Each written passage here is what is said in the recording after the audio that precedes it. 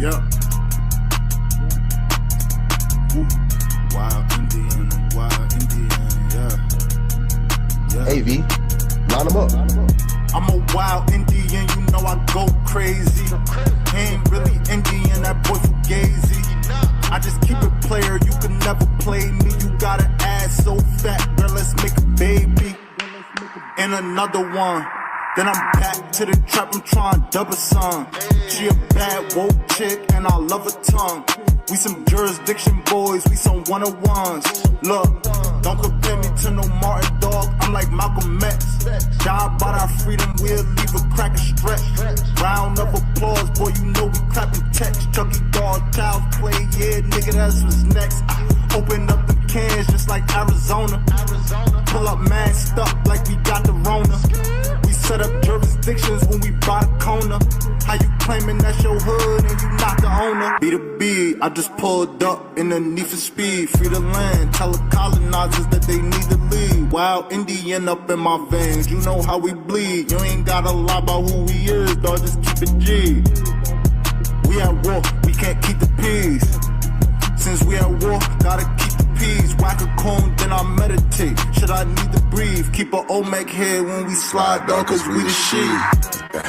Like my niggas said, bitch, we the shit. I can't keep the peace. If it pop off, then I want a piece. I'm just on release. I'm in go mode, motherfuck the thief. In these streets like EBT, when we at war, make peace with me. I don't give a damn, understand. Fuck who stole this land, white or black or tan. Understand, it's fuck who stole this land. Might have seen me get little buddy these hands. He wasn't no ambo man. A lot of these dudes is Sambo man. They full of shit like my ammo can. What they call an N-word out the wrong mouth, that's an ambulance. Wild Indian, get it in advance, or you can post dated. Ask around, I'm the most hated. Straight sacred, they stole acreage. Go ape shit, show ain't shit. It won't be televised, I don't tape shit. Be the B, I just pulled up in the need for speed. Free the land, tell the colonizers that they need to leave. Wild Indian up in my veins, you know how we bleed. You ain't gotta lie about who we is, dog, just keep it G. We at war, we can't keep the peace. Since we at war, gotta keep the peace. Whack a cone, then I meditate. Should I need to breathe? Keep a Olmec head when we slide, dog, cause we the shit.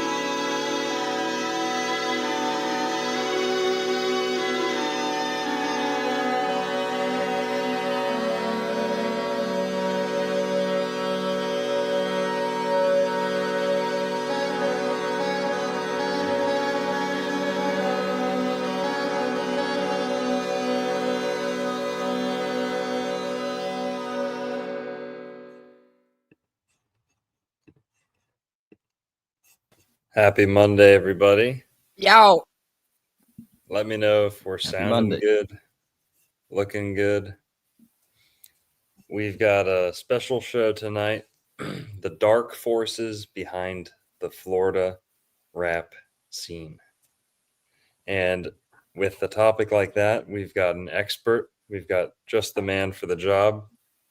Alan Ericson here is somewhat of a, expert on the esoteric, dark influences, the money behind a lot of these, ugly rap tragedies and conspiracies and, music executive networks and stuff like that. And a lot of that happens in Florida.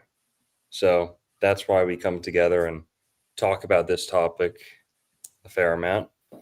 But also, this is a continuation of our Monday Night Music Conspiracy Theory series. Seth isn't going to be able to make it tonight, but we got my buddy Austin here, a.k.a. the Sun and Mensch. So, Alan, what are we getting into tonight?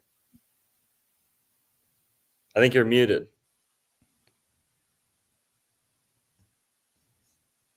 Audio's bugging out. Mossad must be scrambling the signal. Rough times. Well, Austin, how are you doing today? I'm good, doctor. Thank you. Just living La Vida Loca like Ricky Martin. How about you? Oh, I can't complain. Could be worse. Can you guys hear me now? Yes. There we do. Alfonso. Longo, you can hear me? Yeah, can you hear me? Okay, awesome. Yeah. Okay, so to get back to what you were asking about today, it's quite a significant day in the world of hip hop hypnosis, specifically with the state of Florida. We have Puff Daddy, did he do it? Did he not? His defense has decided not to call any witnesses in his defense as his trial sort of ends here. So that'll be interesting to see how that pans out. Today is also the anniversary of the death of Florida icon Julio Foolio, who was quite a fool. Also in Florida rap, we have YNW Melly is his retrial for his double homicide, also from the state of Florida. Jamel Demons, that trial is going on. He might be the first rapper ever to be receiving the death penalty, which is quite interesting because that's unique to Florida. He's also somebody who was subject to Florida's Baker Act, meaning he was committed as a total mental case at a very young age. He also did one of these at a school that was not reported at all in the mainstream news. It's kind of been swept under the rug, but he's definitely a school recreational guy in a very active way. What else have we got going on? We just got a whole history of Florida rap, man. Everybody from Kodak to Young and Ace is another one that's kind of been in the news a little bit. But there's a lot of rap. There's a lot of hip-hop hypnosis and a lot of stuff going on. So whenever you guys want to get started, whatever you want to get into, there's a lot here. Sure, yeah. Austin, you ever got into any Illuminati rap conspiracies or you got any gravy on that? Doctor. Oh, please. Big time. First of all, there's a ritual to make all black rappers gay, the humiliation rituals. They try to put the black boys in dresses. From the 90s, when the hip hop was good, to now where we got the mumble rap and all this nonsense pushing the frequencies to our young people. Yeah. But yeah, this is going to be a good one. Let's get it. Right. Now, Alan, why don't you talk about your book a little bit before we get deep in the definitely. nastiness? Yeah, it's gnarly, man. Because the thing is, we're at the end of what I call hip hop hypnosis, in my opinion. Guys like Kanye just getting as much attention as possible. Somebody like Diddy, who was essentially the grandfather of this entire culture. It's over, and it's time to grow something new. And that's what the Charter is about. It's about looking back and laughing.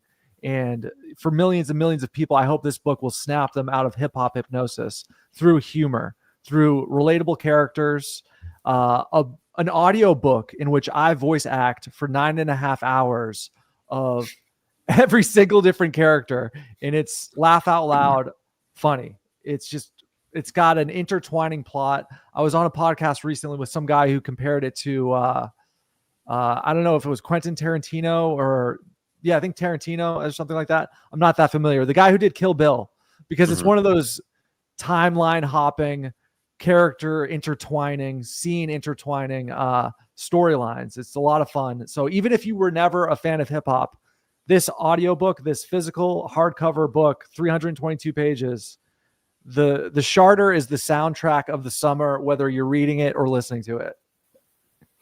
Sure, yeah. Heck yeah. And you just got that hardcover out.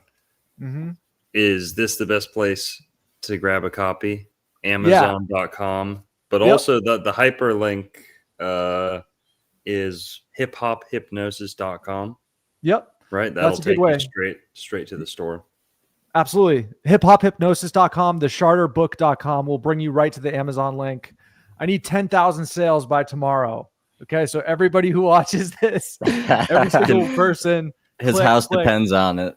Yeah, absolutely. And if you don't have Audible, you can also get the audiobook on iTunes for $12.99. So trust me, you're gonna laugh out loud 5 to 12 times at minimum.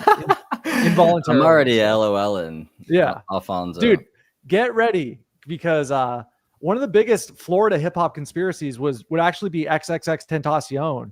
And I know that Mr. Narco Longo here has had eyewitness accounts of this. We could even get into Stitches, if you guys remember Stitches. Yes, dude. Oh my! That's another Florida guy. And somebody made a funny comment. They said that 2 Live Crew was like a good wholesome group. And we could also talk about the University of Miami Hurricanes and their legendary rap song. You know, and the Timucua Indians, who could be the very first rappers ever from Florida. Yeah. And we can't help but mention the greatest rapper of all time lyrically, by all measurements, really, which is Vanilla Ice, also from Florida. I don't know. I think I'm going number one. That is a Lake Worth local, but I'm going to have to go with FD to the Fitty Fred Durst. Okay, it's my guy. Substantial. Also a Florida legend, Jacksonville local. But will you give an overview of maybe some of the characters, especially the the fake Adam22? Okay. Dude, we gotta talk about Adam22, aka Adam Grand Mason. So in the book, you will recognize people, but they're satirized versions. So there's a character in the book called Anton 44. There's also a character called Little Stain. There's a character called Turd Man. There's a character called Young Drug. There's a character called Sheet Mask the Pump God. That's another one. The Triple Hex is another one. But Adam, I got some gravy on Adam, right? I'm just gonna ladle a huge fucking ladle on you guys. This is really because he's a Florida guy. People don't know that. He's back and forth between West Palm and California, I guess. Right. That could be the case, but he's originally from my area. I've met Adam a few times in person. He really he described me one time as the funniest person he's ever met. Then, you guys did a boy girl scene, or this is like 2016, 2017, because he's from my area originally. He's from Nashua, New Hampshire, so it's like he's been around a long time for the most part. But I remember I met him in like 2016, and then again in like 2018. So this is a long time ago, like 7 years ago. But I'm going to drop some gravy on you right now. So this is from something I was working on a very long time ago. So No Jumper let's just start off with his name. His name is Adam Grand Mason. Okay. Oh, I thought you were joking. That's crazy. No, that's literally his last name. And we can get into the symbology of Adam22 because that's a quite symbolic name. But I'm going to drop some gnarly gravy on you guys right now. This just little paragraph is going to rock your world. No Jumper is the most popular podcast in contemporary hip hop culture. Host Adam Grand Mason has deep ties to the Democratic Party. His father, Philip J. Grand Mason, was personally pardoned by Bill Clinton after he was convicted of bribery and mail fraud. All true. Look it up. That's public. Adam talks about that. Here's where it gets really interesting. His brother, Adam's uncle, Joseph Grand Mason, is the former state Democratic chairman of New Hampshire. He was also the Democratic nominee for governor of New Hampshire in 1990. So Adam is public about his father with the mail fraud, bribery, and his father being personally pardoned by Bill Clinton. That's public. He doesn't talk about this other stuff. Okay, so his uncle was a nominee for governor of New Hampshire in 1990. Joseph Grand Mason was later nominated by President George W. Bush and confirmed by the U.S. Senate to a board of directors position at the Export-Import Bank of the United States.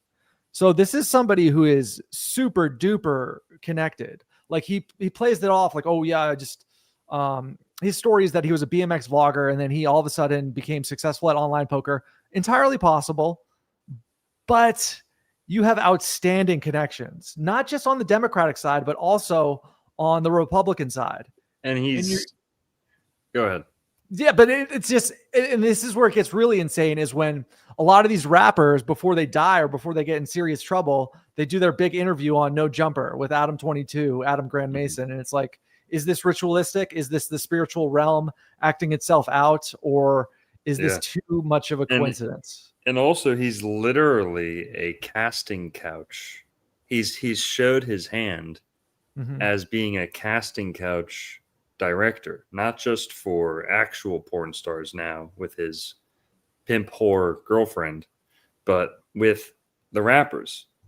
So, it's almost like when someone makes, I don't know what a good comparison is, but he's got these rappers coming in, getting essentially casting couched, right? Almost implying that the same thing because him and his girlfriend have a show where they interview porn stars, then bang them. At least that's what I've heard, okay? But it's formatted almost the same way as like the show he does with male rappers, almost implying like they're getting banged after that show too. You know what I mean? And he's also kind of like a testing sample, like the executives know who to kind of bring up to the top after they've gone on Adam22 and whatever. Definitely. I think the central theme with his show, and he's not even interviewing rappers anymore because the rappers are so drugged out, stupid, and uninteresting. They can't even orate. They can't even answer questions anymore because they're so dumb. What he does nowadays is he exploits gang members. So like there'll be literally active gang members who have cases, and they might happen to have a rap video, or they might happen to be have a rap name, but they're really just criminals, and Adam just has them on to exploit them. But that's kind of the bottom line, right? Whether it's the other industries he does or whether it's the rap stuff, these people are just getting exploited, and they go on his show and they sort of just tell their life story. And from there, the way I describe it in the book is they exchange shills on the cloud exchange. And when we talk about Adam22, we have to talk about the 2018 SoundCloud scene that was essentially all Florida, between Space Ghost Perp, Lil Pump, XXXtentacion, Puya and Fat Nick. That was a good interview. I enjoyed that. And a handful of others. But that 2018 SoundCloud scene was almost exclusively Florida. And Adam was a huge part of that in sort of bringing that to the forefront for a while before it completely fizzled out, and it's not really relevant like it used to be. But yeah, there's definitely a connection between hip hop, which is a lot of times it's pornographic in the way they describe things and how disgusting it is, and the literal industry. And Adam represents that link. And yeah, he's got all sorts of Mickey Mouse tattoos. He's gained weight now, and it's like, dude, you're in your 40s, pushing 50s, and you're interviewing 17-year-olds about their SoundCloud rap careers, and it's like, this is late stage hip hop hypnosis, and it's just atrocious.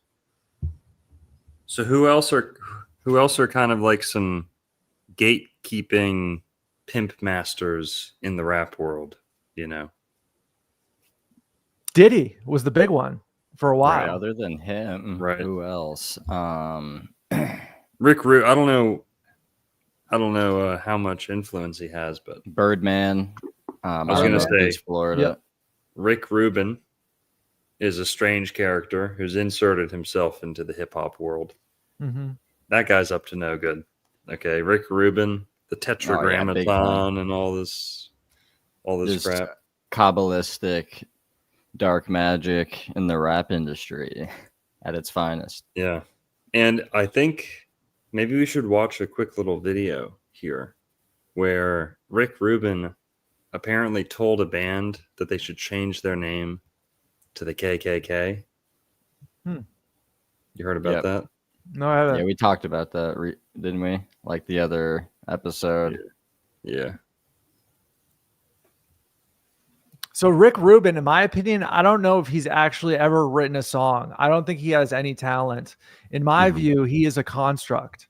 To me, he's somebody like an Elon Musk, where it's like they've built this character and he plays into it as a mega super duper genius. And he claims to have no technical skill.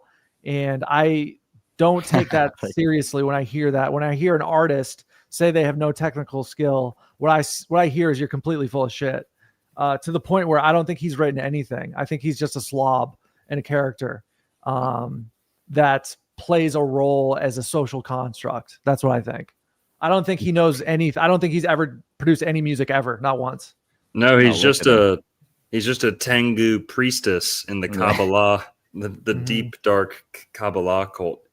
I've said it before. The only thing Rick Rubin does to a record is what like a Tengu woman at a restaurant does with her dishes. Like, no, that's not good. No, do that. Yeah. No, I don't like that one. No, do that. No, do that. Not he just even spills the blood on the album, on the master album. That's it. Exactly. I think his expertise, his real imprint on the record and the recording process is the dark magic. He's the magic guy. Okay. Rick Rubin, Rick Rabbi. I mean, come on. This guy never trims. He's all about this tetragrammaton Kabbalah stuff. And he's the guy who like kind of made Jay-Z big again, right? But let's see. This clip that I've got queued up might be a really good kind of entree into the idea that these executives are actually mocking the people they're working with. They don't think they're cool. They're almost laughing on the inside, you know, like it's. Oh, I would be too, wouldn't you? They're in on the joke. Yeah. Well, let's watch this. This is from the Joe Rogan podcast, Joe Rogan Experience, Clips YouTube channel. Give me 1 second here.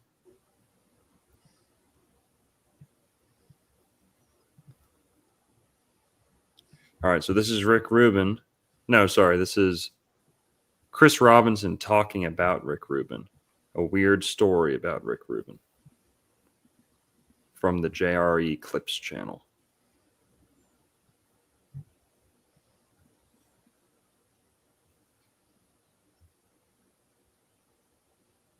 Can you hear that? No, I can't. Name of your question, because Now? before I forget, did Rick Rubin Yeah, I can hear it. change the name of your band? Yes. And did he really try to get you to change your Yes. name of the band to the KKK, the Cobb Yes, County Crows? I know that the king of yoga or whatever the fuck he's selling whatever his, but under that beard, that guy. And it's funny because good for Rick Rubin, whatever. He can do whatever he wants. I don't, he has very little, but he did say that's a true story. Well, so And by the way, it was unimaginably offensive. Unimaginably. Why would you say that to us? You know what I mean? Explain Like, the you have no conversation. idea. How does it happen? Because I think Because they're called the Black Crows, right? Mm-hmm. well, we were called Mr. Crow's Garden, and it's a book.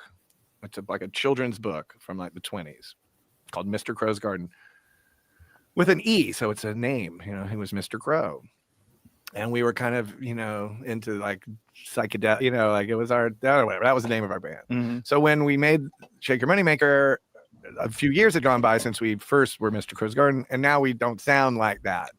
And George Tukulias, our producer and our A&R guy and our lifeline to the music business, to the world, who signed us and stuff, he was like, we need, we got to change the name. So there was a little bit of time where before we said we'll be the Black Crows, and that's when Rick interjected that's what because we're Southern. Aren't all Southern people fear-driven, ignorant bigots? Isn't every one of them? But he didn't say it that way, right? So how did he said it like it'll be cool, it'll be like controversial. I'm like, yeah. Jesus Christ. Yeah. So and how did he bring it up? Like, I think this is a cool. You're from Cobb County. See, well, we're not from there, but when we're from Atlanta. By the way, it's fucking hard to get it to change Wikipedia. That they're like me and Rich are. So what do you think is the reason why he wanted to change it to that Third specific thing? Is generation. it because K is 11, the magic number or something? Yeah, I think gematria is involved, as well as kind of the Well- like the doctor was saying, the blatant joke where it's kind of like in your face.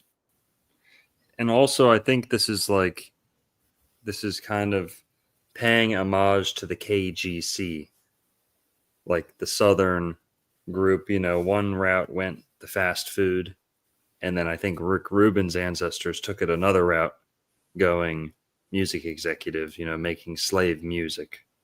But go check out my KGC video if you haven't heard about the fast food conspiracy.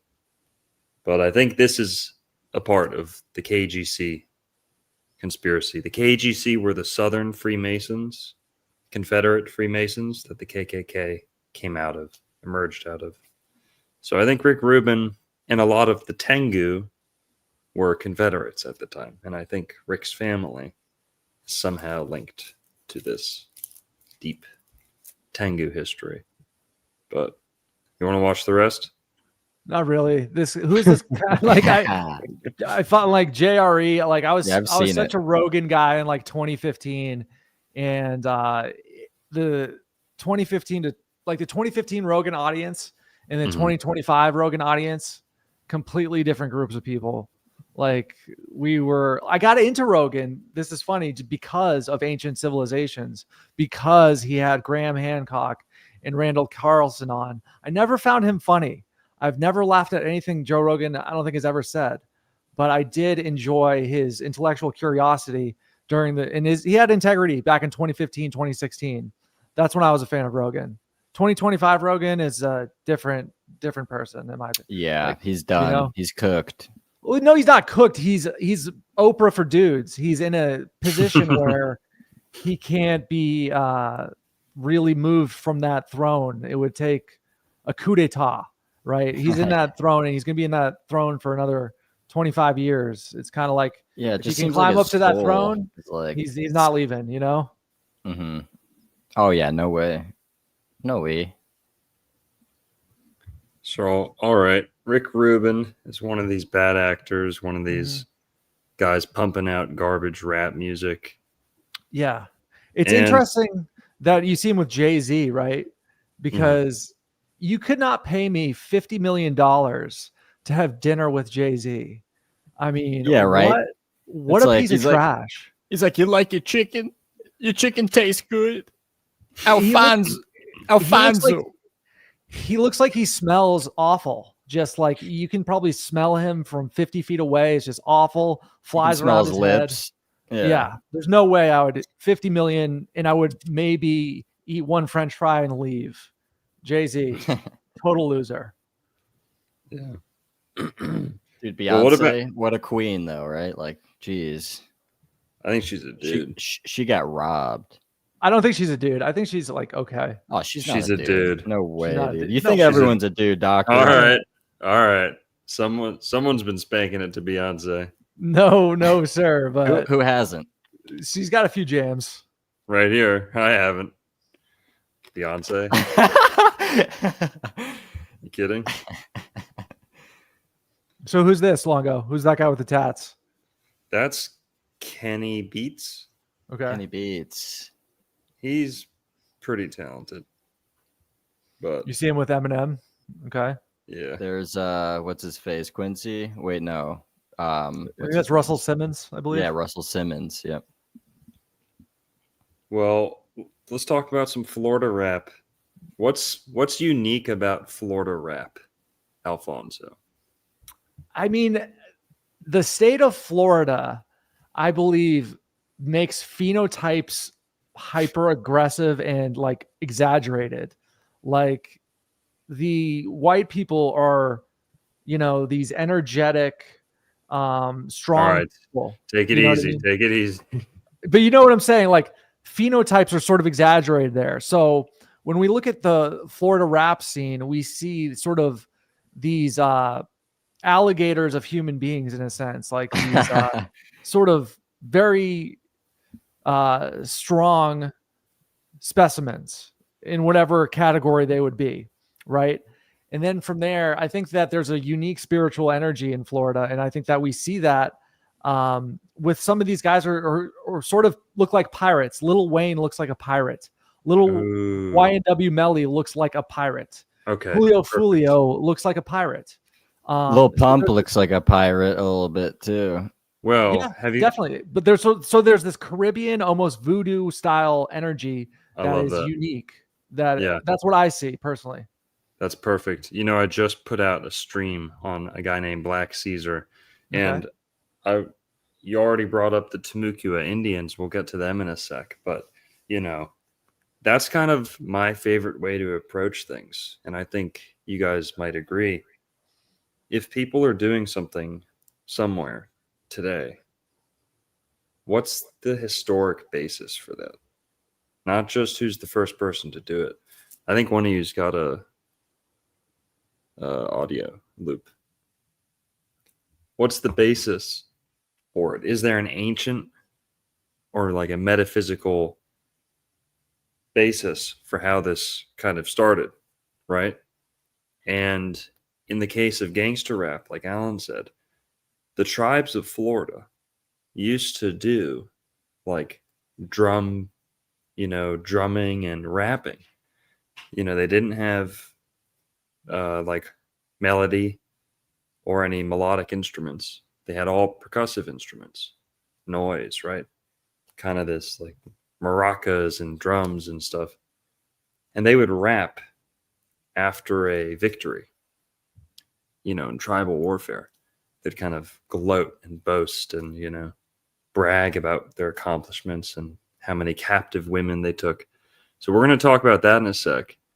But it's interesting that you brought up pirates, because just like the Indian heritage might have influenced the modern day rapper culture a little bit, pirate culture in Florida was also a big thing. There was a golden age of piracy in the Caribbean, the Pirates of the Caribbean, etc. And who's ever heard of Black Caesar? Black Caesar was a black pirate. I just put out a reel about him. This guy had a harem. He had a private island in Florida, hidden island fortress, where he held over 100 women in captivity. So, what's up with all these rappers and booty, right? Booty. Parrots, kind of parroting things back to you. I don't know. There's just a lot of ingredients in the pirate culture, in the gangster rap culture.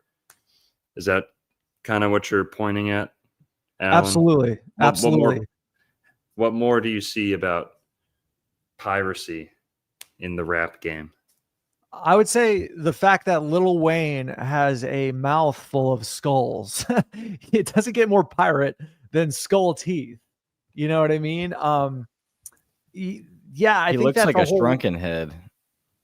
the whole lifestyle of, bling, going on the road, and acquiring booty and riches is a mimicking of pirate culture. And I think that when we look at these guys, even Slick Rick with his eye patch, it's all pirate culture. And it's almost like these executives who control this industry have taken the spirit energy of the pirate culture and converted it into a capitalist situation where they're just making money off of sort of a culture that might be there naturally in that specific region, the Caribbean and the Southeast United States. Yeah.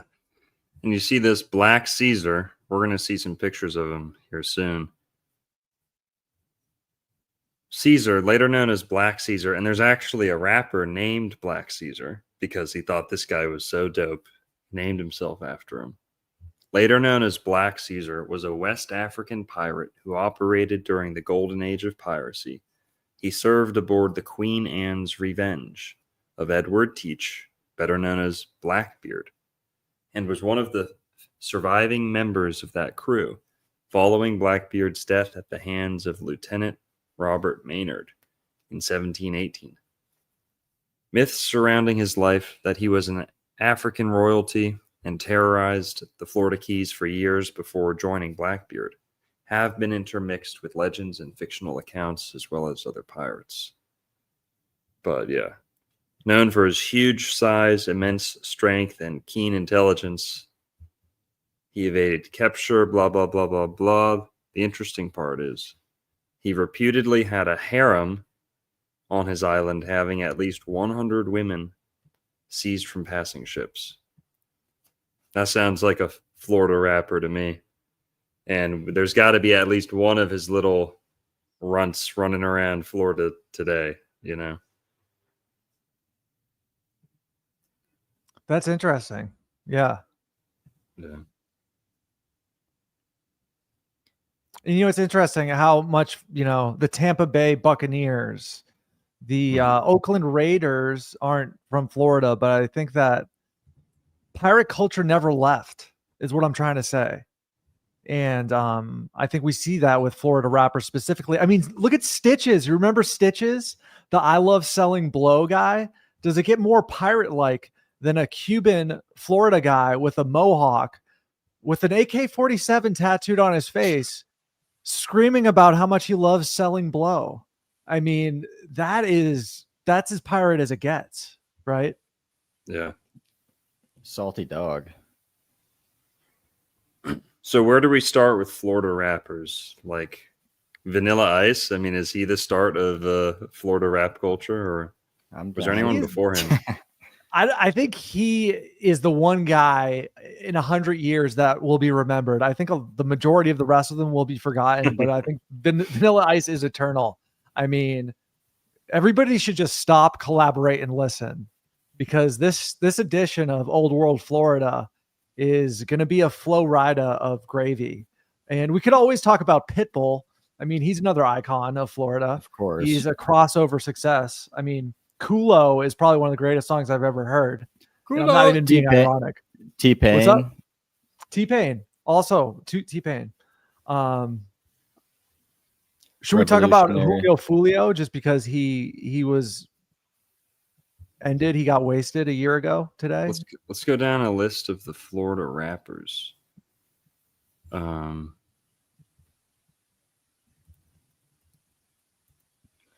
Mr. Alfonso covered most of the big ones. A lot of them are like random people. We could talk about Kodak. Well, here, there's Two Kodak's Pistols. Relevant. Bobby Shmurda. 9 Lock 9. Ace Hood. Youngin Ace. Youngin Ace is somewhat relevant. Nautilus. Baby Jake. Beam. Trap Beckham, Kodak Black, Bluebird. Oh my God, Antonio Brown. Have you heard about what happened with Antonio Brown? No, what Nah. Attempted murder. Hey, Oh, that's he's just getting his wings. Dude, so Antonio Brown just recently fled the country. Really? Talk about a fucking pirate. Yeah. Antonio Look at Brown, the He's a- former Tampa Bay Buccaneer, shot Look at at these somebody. scallywags. Dude, listen to this. So he was on an Aiden Ross live stream. It was after this event, and somebody gets in a fight with Antonio Brown. Antonio Brown fucking shoots at the guy. Okay. And the issue was that it was John on video. Cena. What's John So- Cena doing on that list? Antonio Brown just left the country, man. He's evading attempted murder charges. That's all true. It's verifiable. So Wow. Damn. that's quite a pirate. It is. Damn. He's going full John McAfee on us. Yeah. Class. Wow. Biscuit.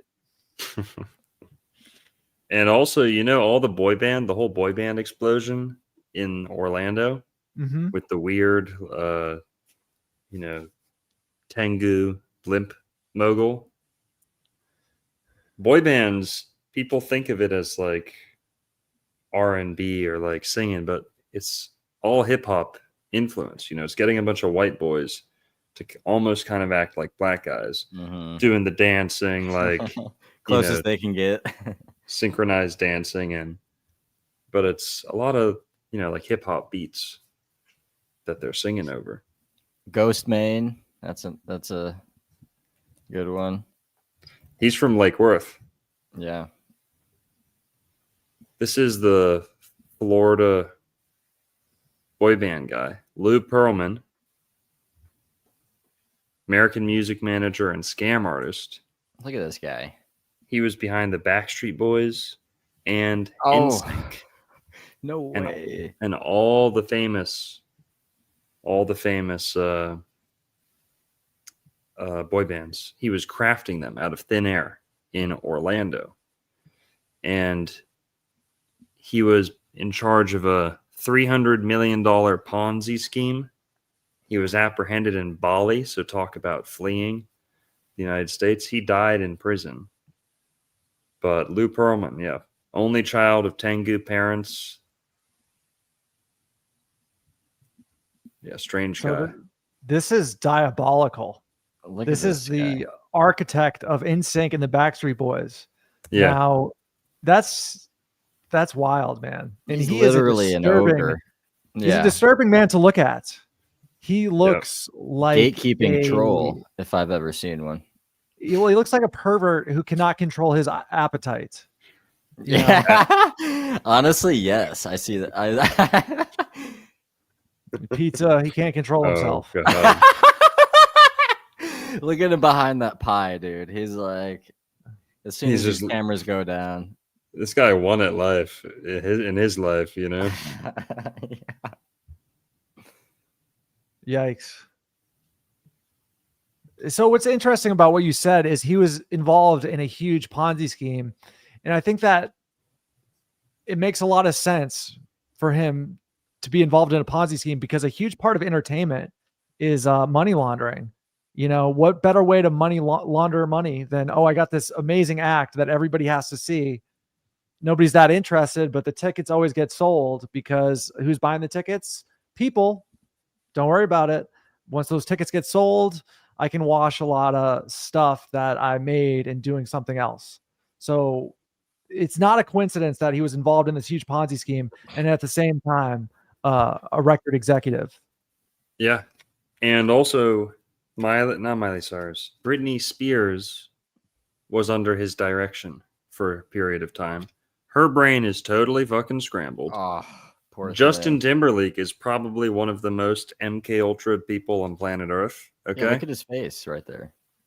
He's recently been having some MK Ultra mind programming breakdowns in Florida recently. Remember, he got caught like drunk driving or something for no reason to like get out of his tour contract or something. Strange No. circumstances with that, but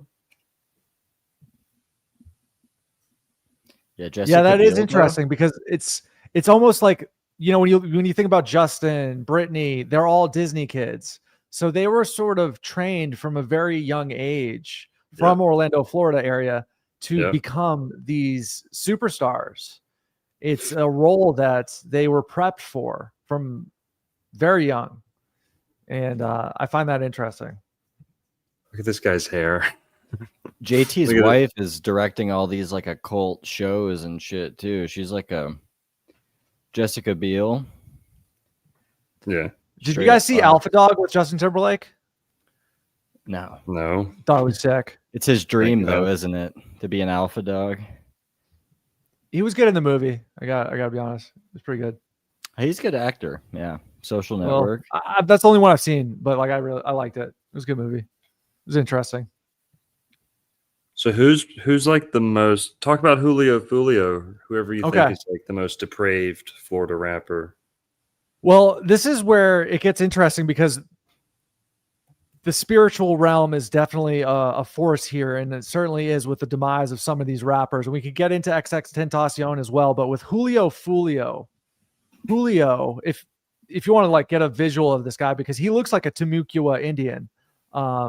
Anyway, so Julio died about a year ago. He was gunned down. Yeah, right. He was gunned down quite violently. Okay, but he is somebody who went very, very viral because he was involved with a beef with another Jacksonville, Florida rapper by the name of Young and Ace. So Young and Ace and Julio Foolio are in this feud in Jacksonville. Jacksonville, Florida has an unsolved murder rate of around 70%. Okay.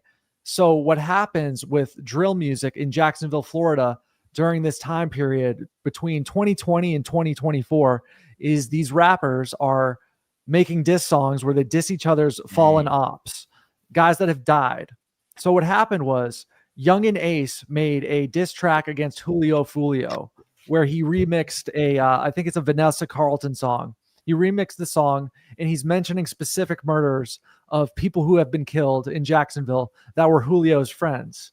Julio, in response to this, and it goes mega viral. That's allowed on the social platforms. They love it, right? Even though it's completely heinous. Right. Julio makes a diss track response where he remixes some R&B song in which he does the same thing. He mentions specific people who have been demised that were his ops in the Young and Ace camp. Last year, Julio Foolio, on his birthday, he posts on his Instagram story his location where he's partying. People track down that location and they shoot him. Done. It was a team of people. Immediately after Julio Foolio is gunned down, Young and Ace comes out with a song. Comes out with two songs right after, heavily implying that he was at least somewhat aware that the hit was going to take place. In the music video, I forget the name of the song, but he's drinking Don Julio liquor, implying that he's celebrating that Julio is now dead. So that's kind of the art, the sinister art of drill music, where you name specific people that are no longer around, and it's very, very dark. It certainly enters the demonic realm.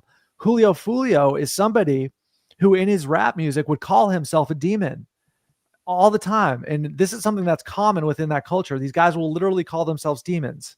And I have to say that I believe them when they make these claims. So Julio Foolio, he's nicknamed the Demon of Jacksonville, right?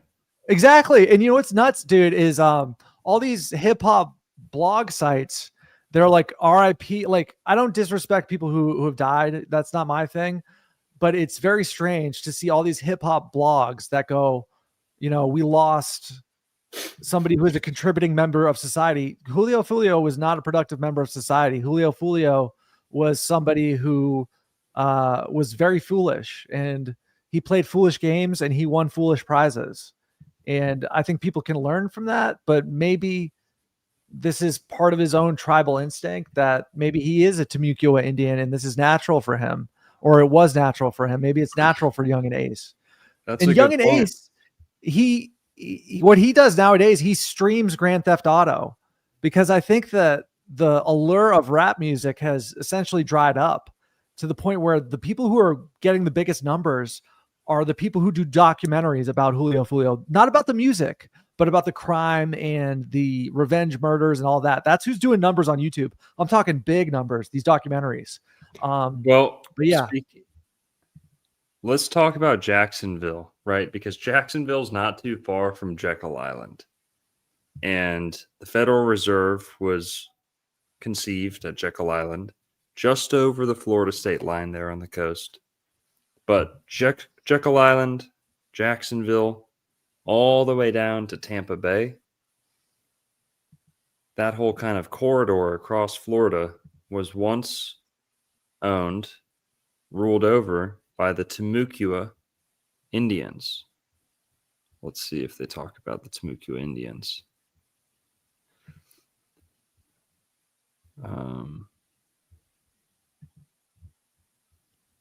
And it's interesting because the Timucua, as you described, it's the same exact behavior where they would celebrate and rap after a tribal battle. It's the same behavior that we see with Julio Foolio and Young and Ace. Same exact behavior.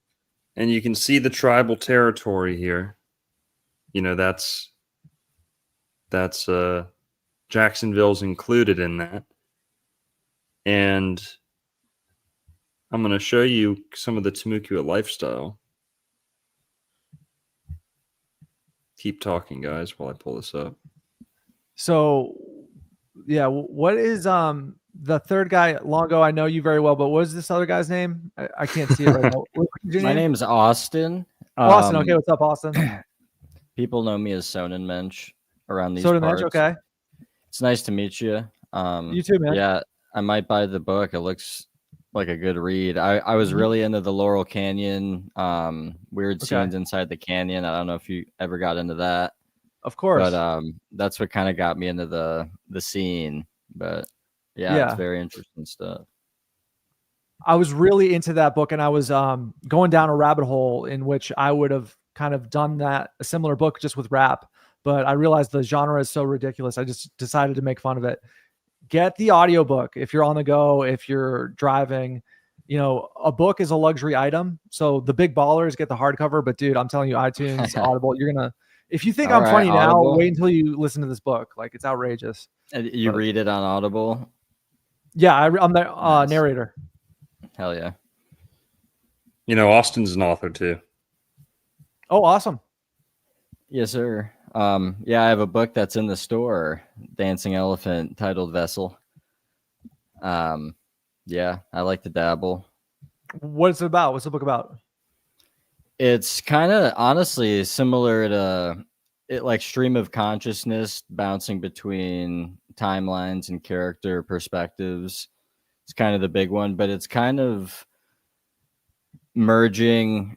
It's fictional, but like slightly true type thing. And there's kind of like a figure, sort of like a Trump figure, that's the messiah for the people, but it's kind of like the Legion of Q, are they called, or something?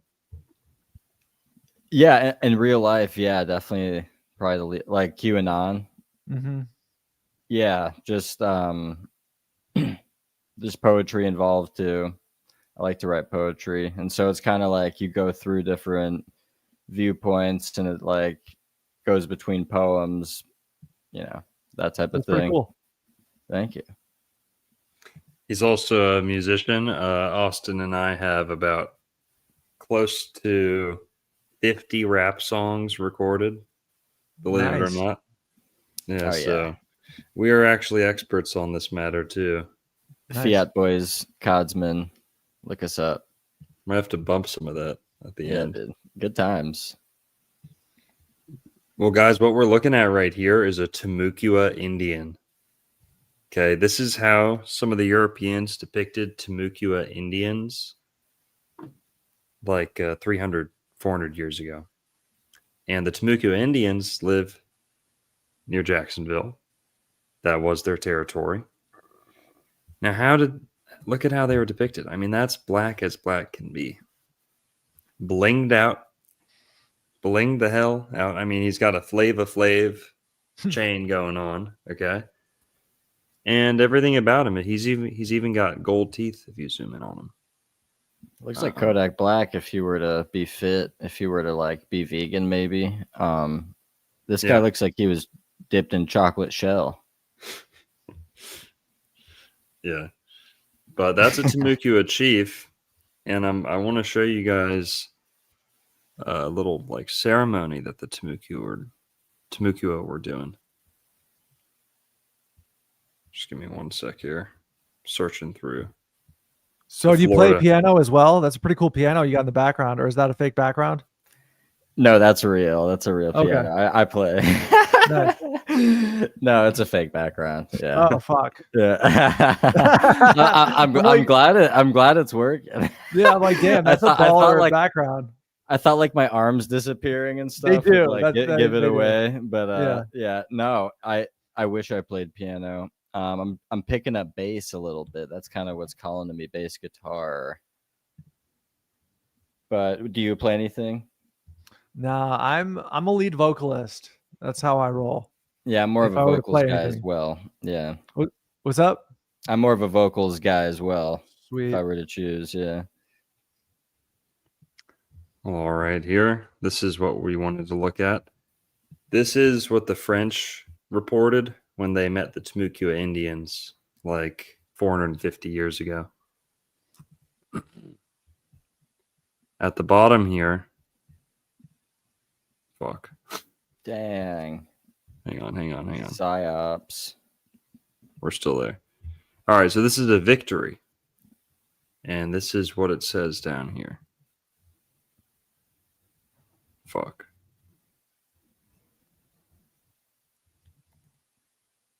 Remix. Here we go. Okay. Here we go. On their return home from a military expedition, they reunite in a place selected for that purpose. They pile up the arms and legs and scalps of their enemies with solemn ceremony on rows of tall poles set in the ground.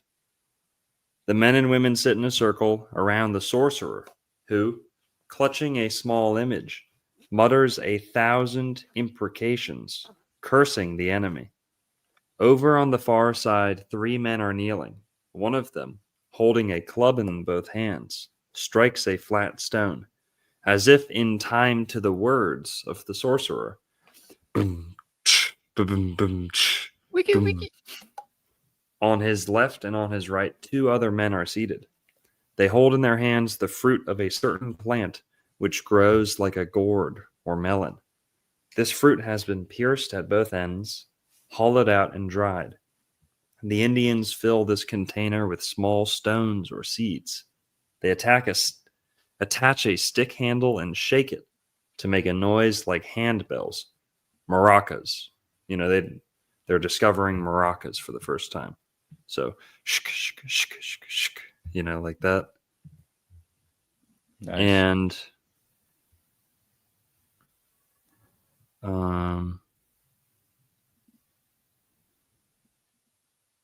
all this is accompanied by chanting in the national manner.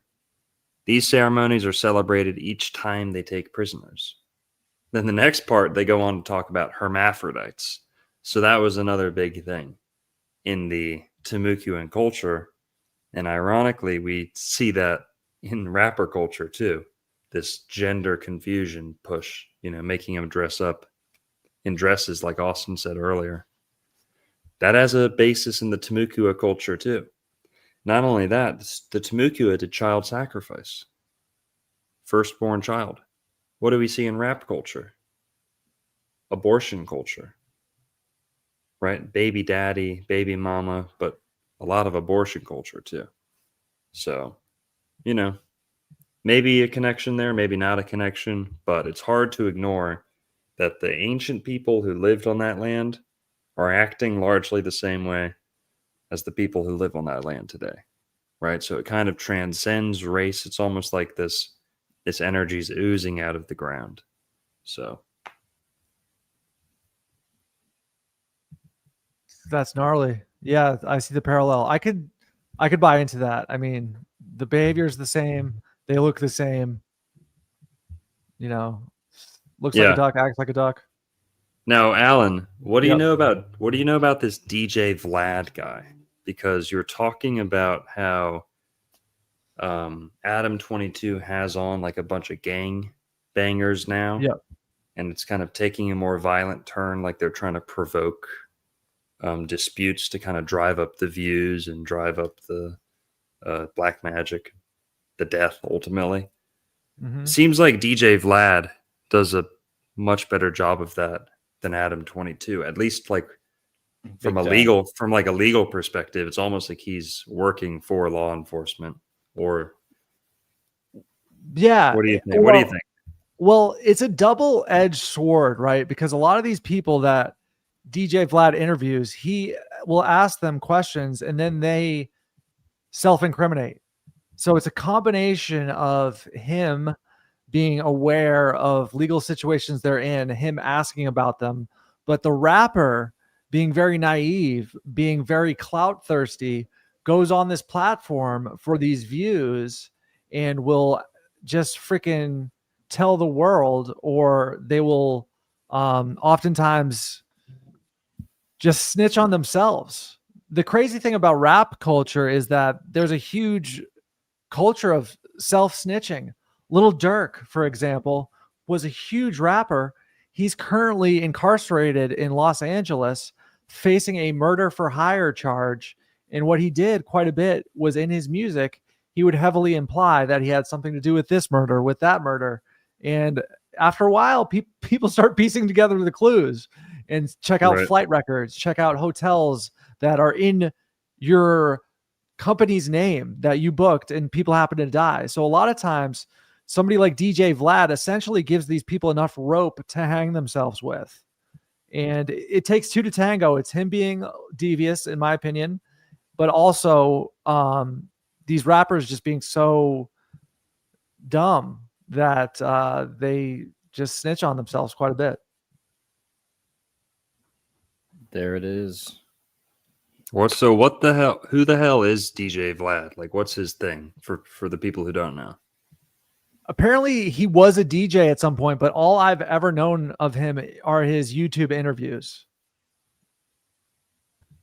Right. And a lot of times he interviews people not at all because they're musically talented, but because they have acquired some clout or a big name, often through criminal activity, and then maybe they got a rap video or two. Oh, look at this. Looks like he really got started by suing one of Rick Ross's entourage. Dude, classic. Classic. Could it be any more classic? $4 million loose lawsuit. Took home $300,000. I know people who do that for a living. Yeah, dude. And then he uses that to start his little empire, dude. And interviewing the very ones who beat his face in, dude. Yeah, I'll be interested to know if he's ever interviewed Rick Ross. But, you know, that seems to be the consensus among, like, the black youth, is that DJ Vlad is a snitch. Like, he works for the feds to either create the crime or to just get them to admit to the crimes, you know, one of those things. And interesting, he's a Tengu. And before we got to talk about Diddy. We got to talk about the Island Boys and how they relate to Jeffrey Epstein, potentially being the bastards of Jeffrey Epstein from Epstein Island. The Island Boys, racially ambiguous. They look like half Tengu, half, you know, Florida trailer park trash. Before we get too far, this comment here. Speaking of the Tengu infiltration into the rap world, do you see, and you know, the Tengu fearing the samurai, how they hate nobility, right? They love the warrior culture, but they don't want the nobility to come along with it. Do you see anime as like a glimmer of hope, or like something that can kind of shift black culture away from this gangster BS, or do you think they're both interconnected? I've never anticipated such a question. The hope in anime. I didn't know it was going to go that way. I've never thought of it like that, but I think that something like, when I think anime, I think of Dragon Ball Z. That's the only cartoon I've ever really been familiar with, besides like Pokemon, Digimon, stuff like that. So I think that there is potential for what you're saying, but it would have to be massively distributed. And with the music industry, the big thing amongst a lot of these companies is just control of distribution. That's really the name of the game. So with the black population, they have a long tradition of percussion instruments. They love percussion instruments. That's no conspiracy. The thing with rap music, if we were to define hypnosis as behavior modification through repetition, keep in mind the constant percussion instruments, constant repetition, constant behavior modification. There needs to be a spiritual awakening within that community to get off this form of hypnosis. I think I can help with humor in an audiobook that's in a book. You know, I'm doing everything I can. Eventually, I'd love to make the Charter into an anime, a cartoon, to reach even more people. But yeah, I think anime is ultimately more positive because it does have that samurai, at least system of honor, more so Chivalry. than hip hop culture. Yeah, I never thought of it like that. So I did not see that question coming at all. But I think that's interesting. Mm-hmm. Yeah, you know, the black youth really, really like anime, it seems, disproportionately. I think it is working a little bit with the youth. Yeah. And I know exactly where you're coming from with that question, because there is a philosophy, like there's cartoons all over the place anyway. And there does seem to be some sort of moral values that come along. I don't know what they're smoking over there in Japan, but they're definitely like consulting some sort of like ancient texts for some of their shows, because they got some, like Naruto, that picture you pulled up with all those like black anime characters. One of them, Killer B, is from Naruto, and he's actually a rapper. He like raps in the show in Japanese, and it's hilarious. But it's based off of like the Wu-Tang Clan, like the Japanese interpretation of Killer B. You know, like. Can you give us a impression? It's like, ooh, kuyaru, bagaru. He like does like this, and he like writes down little verses in his notebook. He's like, oh, it's like gonna. Tu se wa katana wasana, tike wasana ya, kuyaru, kuyaru. Thank you. Here, remix. Onegaishimasu.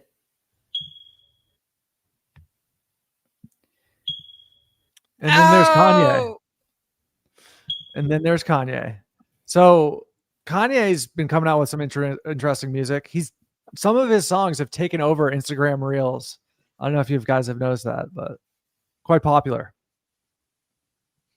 Let's listen to this. This is kind of off topic a little bit, but this is a clip that I saw of him on this ghetto podcast where this is like before all the recent Kanye developments, but this is where he's talking about like the frequencies involved in rap music, how it's not just the lyrical content, it's not just the culture, it's not just, you know, it's not just those things that are degrading. It's also the actual like soft, like audio engineering behind the beats. These beats, okay, are made in a laboratory. These beats are, you know, I'm sure there's some talented beat makers out there, but the real ones, the one that Drake's pumping out, you know, the ones that you have no choice but to like, no choice, you know, like a Katy Perry song, it just gnaws its way into your head. Mm-hmm. Those are made in laboratories to trigger dopamine releases and stress hormone and all this stuff, puts you in a fight or flight, puts you in a like gratification mode, instant gratification mode. And, you know, I think we can see how effective it is by you see how effective it is at like boosting testosterone. You know, you're going into the gym, you want something, you know, to kind of pump you up. But just think about what else it's doing to you. You know, it's pumping you up, but at what cost? Right? It's like a boner pill, right? It's like a heart medication, you know. You're getting one desired effect, but how many undesired effects are sneaking their way in, right? Yeah. Well, How many Kanye demons? West gives a little bit of insight into that. So this is from a channel called True Luminati on YouTube, and let's hear it from Kanye. Hear what he has to say. And if you know any good clips you want me to play, just let me know. Saved my life. My mom was like, I'm keeping Kanye. This orphanage is going to provide, first of all, the way God is, we already got, what do we call them, bed nurses? All right, so this is like when you go Bed and get your nurses? ultrasound, they tell you if your baby's going to come out. Okay. In hospitals today, they would tell a black mother that the baby not going to come out today because we are inside. Us as 12 tribes of Judah, as a member of the Hebrew people, we are still inside of our genocide. 50% of all black deaths a year is abortion. And Black deaths? Black deaths. All Those right. tears is going to be gospel. In the lost opportunity where you ain't got a place to take them. You don't have the security. Not only black children, we have leadership. The majority of content that's related to the Why is he 808 wearing gloves? is Because he doesn't want to leave. you know what I'm saying? no The prints. 808. The 808 exists in the out of the community in the 80s and the drugs and guns put into it. And then the algorithm. You know what I'm saying? The 808. The 808 exists in the lowest chakra of your body. Oh, The snap. 808 is an electronic drum machine with like, it's like part synthesizer, part drum machine. That so many beats are made off of. You know, for those who don't know about like producing music, when you're producing electronic music, you can kind of like almost switch between instruments too. So like the collection of noises you're using will often be bundled together, and the 808 is not just a single sound, it's also like a bundle of sounds that go together that DJs will use. So if you're using an 808 on a song, you know, that's usually like the bass. When people say 808, they're thinking of the bass usually. But there's a whole series of noises that go along with this. And so you can make an entire rap song out of like 808 samples or noises or percussion instruments. And this is what he's talking about. Majority of content that's related exists in the lowest chakra of your body. The majority of content that's related to the 808 is killer or sexual content. The original 808s was even off pitch. So that meant it's an actual sound in the track that you don't realize is there that is fucking up your entire frequency. Right. And now today, every time I hear a car come out, it's 808. But if you think about African music and hip hop and we breakdance to, it was light. The percussion. It was upbeat. It was the drums. Now it's like, and all of this is a bigger, and it's like, man, you know, at this point, it's like they should have killed me when I said George Bush don't care about black people. I ain't got nothing to say. You know, they SNL making my wife say I divorced him on TV because they just wanted to get that bar off, and I ain't never even seen the papers. We not even divorced. Wow. So how we, because that ain't no joke to me. He's like, Wow. he's like, this beep did not take his medicine this morning. He's like, So damn. what this immediately makes me think of is war drums. You know, these tribalistic sure, war drums yeah. tap into our core instincts at times as men. So what I was thinking about this a lot today with what Kanye is talking about, and you know, the bass chakra frequencies it taps into. What I saw a lot today in terms of propaganda was a lot of hip hop hypnosis as it pertains to Iran.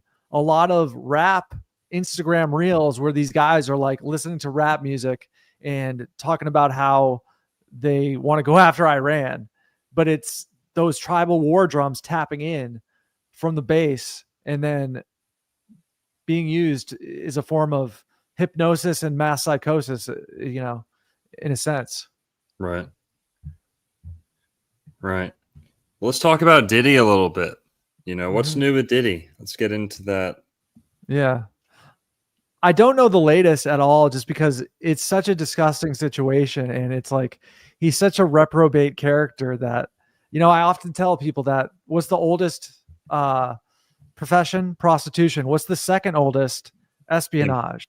Pimpin'. So guys like Diddy, guys like Epstein using a blackmail scheme that's really as old as time, But yeah, he is the Jeffrey Epstein of the rap world.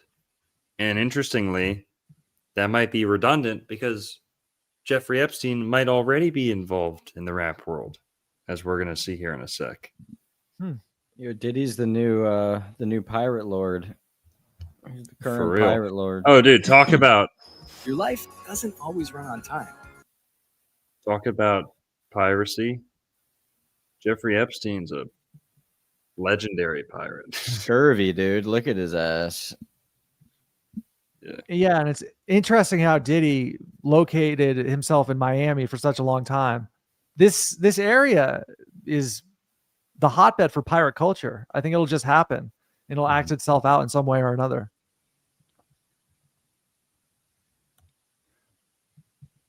So this is very strange. The fact that his defense is not calling any witnesses. That means basically there's nobody willing to go on the stand and defend him. Nobody. Of course So I think not, yeah. but it speaks to the nature of fake friends, right? Because you can Right. guarantee everybody within those industries wanted to go to a Diddy party. They didn't just voluntarily not want to go. Oh, they wanted to go bad. And it's funny, little Bow Wow made a public statement where he said that since Diddy's been locked up, the parties have sucked. He said that publicly. But So- Lil Bow Wow is a like- product of crazy abuse and stuff. Who knows what they're feeding? Probably, that boy. yeah. But Well, that's what did you just say about Bow Wow? Bow Wow said, like, since Diddy's been gone, the parties have sucked. He was complaining Just- publicly. Just Yeah. like the movies have been terrible since Harvey Weinstein got attacked by the Matrix. Okay, since Harvey Weinstein's been caught up with all this stuff, no more good movies, and no more hot chicks. Harvey Weinstein was the gatekeeper, keeping smoking hot women in the roles they belonged in. Okay, now we've got fucking Zendayas. We've got fucking the Snow White chick. We've got this would have never happened on Weinstein's watch. Okay, so I'm actually pro Harvey Weinstein. I think we should release him immediately and Give him a political position. You might not like him, but he's good for the ecosystem. Okay, he's like a wolf on the outside of town. That boy's a melted stick of butter. He ain't good for no ecosystem. Well, do you like his brothers? I don't like no Weinstein. Brett and Eric? Nah. I'd be okay if they got firing squatted. Anyone else? The chick from The Last of Us? Exactly. My point exactly. But you're probably right, Alan. The parties probably suck now. I mean, even you said Diddy's getting attacked by the Matrix. Well, you know what's interesting, right? So everybody wanted to go to his parties when he was out, distributing all sorts of party favors, right? But guess what? Now that he's in trouble, where are his friends now? They're nowhere to be found besides Bow Wow making some vague statement. So I think it really speaks to the nature of fame and friendships, because he does not have a friend in the world. You mentioned Kanye. Yeah. Kanye showed up to his trial. Kanye showed up for 10 minutes and left. So somebody who we thought, or most people thought, was the most popular guy in town really is friendless, because a lot of his friendships were built on nefarious activities and nothing exploitation authentic. As well. Yeah. He got his start from just exploiting Biggie's death, just like riding off of Notorious B.I.G. dying. And he's like, I miss you, man. He's like, I be missing you. Like that song is kind of what kicked him off musically. Even and I was Biggie, just though, completely riding on. They weren't friends, Biggie was super gay, right, Ella?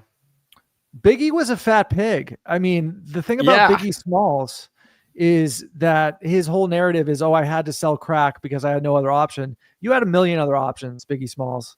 And what he did, like, the thing is, just For real. imagine having Biggie He's Smalls like, and you're he's like, we were starving on them streets, man. He's like 400 fucking pounds. He's like, that's all. yeah, exactly. And it's like, imagine having Biggie Smalls in your neighborhood selling crack and rhyming.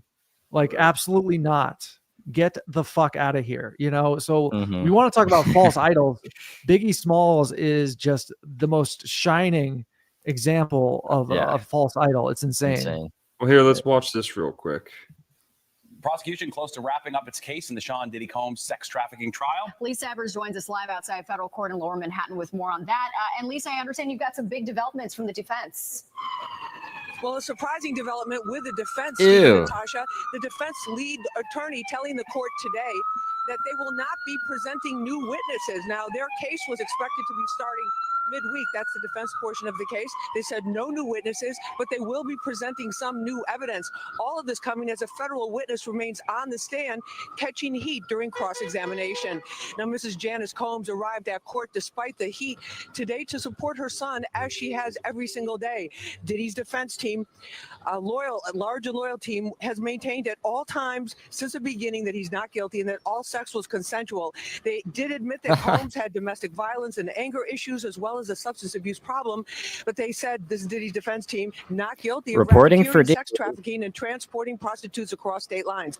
Today, a Homeland Security agent was on the stand for the prosecution.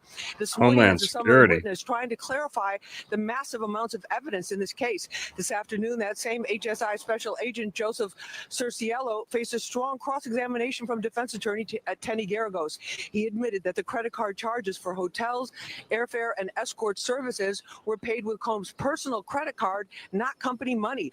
Both sides presented graphic sex videos to the jury, whose members have now seen more than a dozen videos. Who let this woman be a reporter? An hour in total length. Or Now, man, legal I experts should tell say. me that it's not unusual for a defense to present no witnesses when it's their turn to present their case, and that oftentimes that is done when a defense team feels that they have already created enough reasonable doubt in the jurors' minds in order to get a not guilty verdict. So we'll see what happens with that, but this has changed the court schedule. The judge now saying that closing arguments will begin on Thursday. That's the latest here from federal court. I'm Lisa Evers, Fox 5 News. Stephen Natasha. So it sounds to be like he's getting off. That's what it sounds like to me. Dude, And- crazy. Well, the thing is, I don't personally know, right? I don't know whether he's a nefarious character. There's drugs and there's whores. Whether or not they have enough evidence to convict him of a crime is a totally different situation. And the interesting thing to me is, let's say he does get off. Do you think all those people are going to be back at those parties? I think there's a good chance. Well, the thing is, I think there's a Diddy yeah. after him. You know what I'm saying? Like, he's well, not. I think there's. I'll tell you what, man. I think there's various Diddies already in place. I think Drake is one of them potentially, in my opinion. Dozens of Diddies. Yeah, and there's Diddies in different industries as well. There's Diddies in alternative health influence. I have an idea who that might be. Who? But Let's drop a name. Let's hear it. Okay, so if there's one person just going on public information that does a lot of drugs and has parties, Aubrey Marcus. 100%. Boom. You got it, dude. I think he's 1000%. Like, in my opinion, he could potentially be. He's very protected, it seems. Is that the Flash? Is that the Flash guy? He's like Aubrey Marcus. He's like, Kendall, I noticed you haven't been shadow working as often as your higher self would like you to. I really recommend you come down to my Costa Rican toad venom retreat so that I can decode your yoni and yoni map you. You know, I would describe him as the cringe commander of the internet. Like, this guy is a cringe lord supreme. Like, he will say the most nothing things that he thinks are deep, and it's just painful to witness. And he's a party guy, and he loves his psychs, and he's got a weird look to him, and he's a big pusher of ayahuasca ceremonies, and he's a big pusher of, culturally, he pushes these things, he promotes them, and polyamory. And Is he a polyamory guy? He's written an article about getting cucked publicly. Shut Hell up. yeah. Oh, dude, This it's boy's- diabolical. He I wrote love this it. article that it's about his open relationship, and he literally describes the process of getting cucked. And he goes into detail. He's like literally writing about drinking a glass of wine while his woman is upstairs with another dude. And this is your fitness influencer. Like, this guy is, Hey man, maybe he's into that. Who knows? I don't care. He's awful. He's just awful. Is Austin's like There it is. Isn't this guy kind of getting exactly what he wants? Yeah, doesn't this guy kind of have an amazing life? Or I don't think so. I think I'm just kidding. I think it's full of misery. And it's Yeah, no, this if you guy ever looks watch like any of his he's Instagram hurting. stuff, it's painful. It's truly painful to watch. Yeah, he looks and, like an idiot. He's like Aaron Yeah. Rodgers' handler too. You guys know bizarre that? stuff's going on with that. Real weird. Real Yeah. weird. Well, speaking Oh, of yeah. real weird, Yeah. we all know about Epstein Island, right? You know how this whole human trafficking thing, he's got the island, he's got the submarine base, right? What was it all about?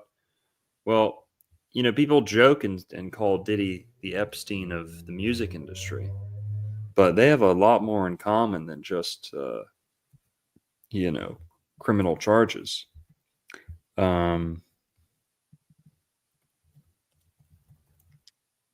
Diddy's house in Miami is on Star Island. Star Island right there. There's a history of cults starting up on Star Island. But Star Island is Star Island because the stars live there.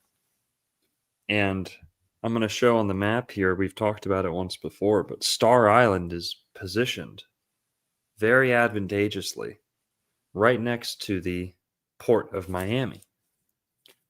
So, if you're bringing anything legal or illegal into the port of Miami, you can literally just like toss it over the side of the boat or send a small little boat out from Diddy's backyard.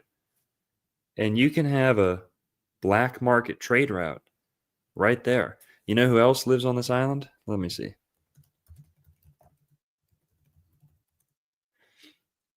Emilio Estevan, Shaquille O'Neal, Rosie O'Donnell, Diddy, of course. Rick Ross lived on there at one time. Don Johnson, the Miami Vice guy. And then I believe Ellen, either Ellen or Oprah.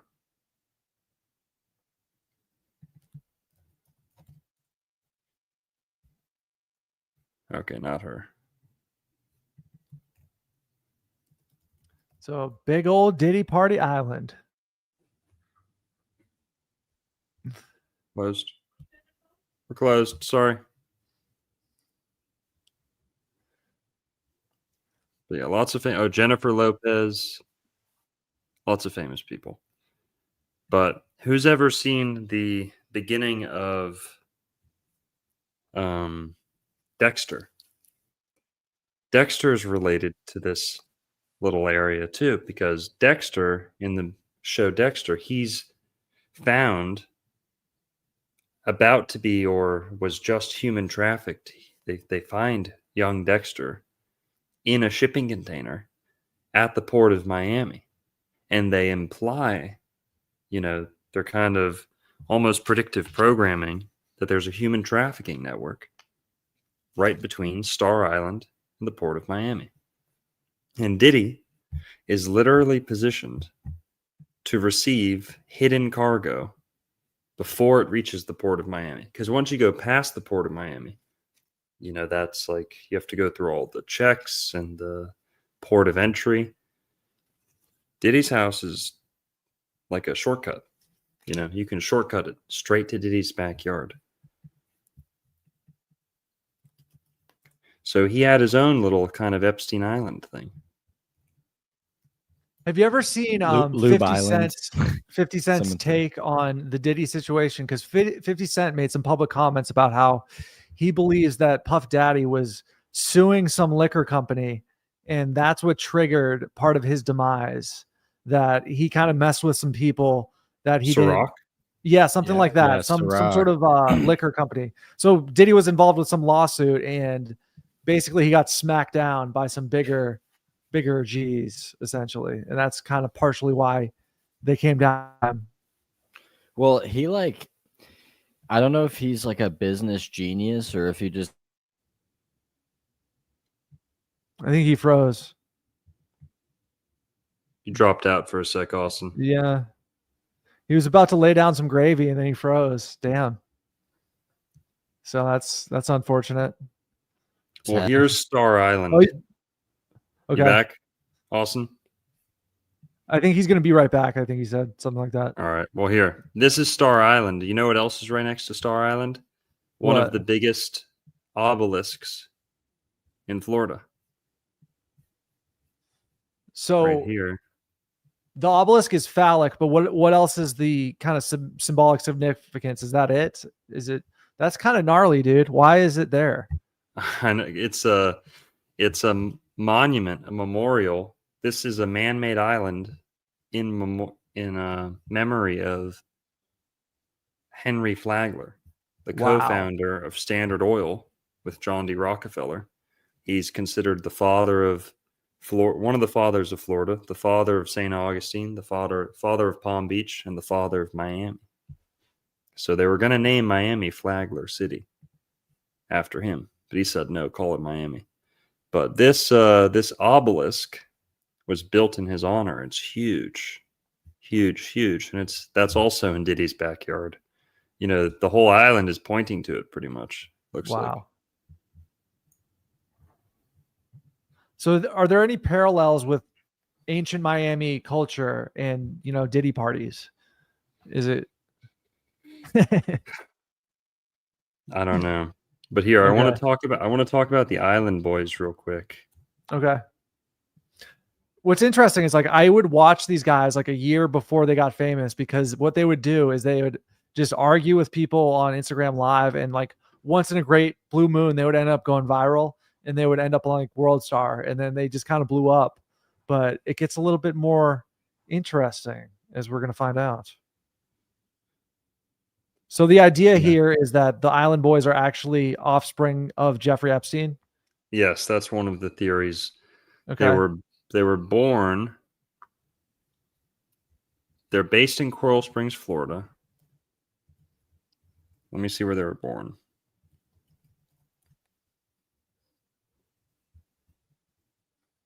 Island Boys. We don't know where they were born for sure, but I guess they're based in South Florida, based in Coral Springs. Austin, you back?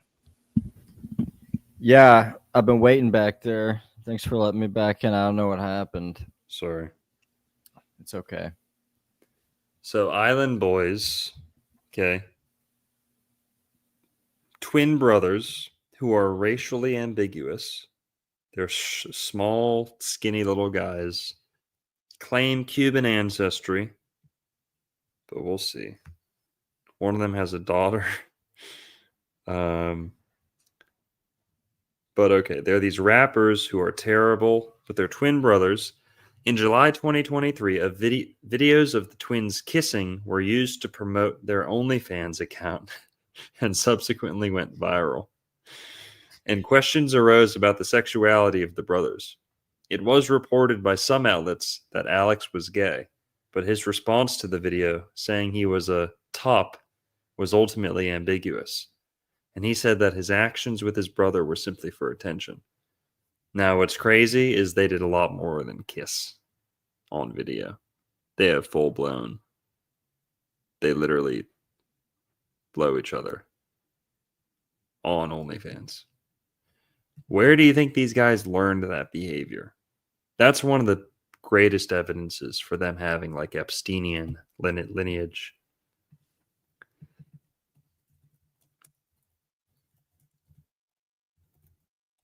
Now there's a picture. Yeah. There's a picture of Jeffrey Epstein with two boys. Huh.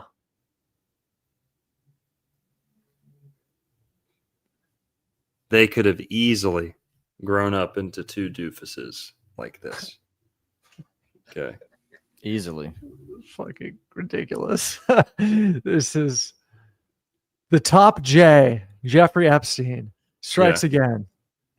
Now, why are they called the Island Boys? Epstein Island. That's why. And that's where they may have learned this type of behavior, you know. Longo, who is the one guy who is friends with Diddy and Epstein? Who? President of the United States. Is he? Yeah. Friends with Diddy? No, Don't no, be I'm so saying, coy, yeah, he was doctor. friends with Diddy, yeah. So Really? yeah. Cool. So Yeah, this is Pac. I'd be friends with Diddy. So I have an interesting take on Tupac. I've seen this video, and are you gonna? Might as well play it. He's quite flamboyant in this video. This just kind of builds on the theory that gangster rappers are secretly gay, because that's either what the executives like or what the executives make them do to prove their allegiance or something like that, or they're just so scrambled. Their brains are so scrambled from birth or some MK Ultra stuff. But Tupac Shakur, people hear his voice, you'd think he's one of the toughest, manliest rappers out there, right? Yeah, he's got street cred. Oh, he's in multiple shootings and, you know, all this stuff. Well, let's see about that. Who's ever seen the movie Get Out, right? Some soft disclosure on the mind control techniques that are used, right? I think something like that was done to Tupac, as we're going to see. He's a weird, weird guy. This is from the channel like a Broadway guy. Happy Mag. It's from the channel Happy Mag.